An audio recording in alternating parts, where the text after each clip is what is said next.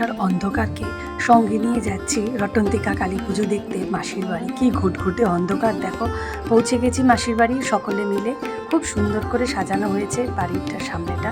তারপরে ঢুকতেই দেখি মঙ্গল আরতি শুরু হয়েছে। কি অভূতপূর্ব দৃশ্য, কি বলবো তোমাদেরকে, মনোমুগ্ধকর দৃশ্য দেখলাম। আরতির তাপ নিলাম, তারপর দেখলাম মাকে ভোগ দেওয়া হয়েছে। জানো তো কথায় আছে ভোগ দর্শনে দুর্ভোগ কাটে, তোমরাও দর্শন করো। আশা করি তোমাদেরও যদি কোনো দুর্ভোগ থেকে থাকে মায়ের আশীর্বাদে সমস্ত কেটে যাবে।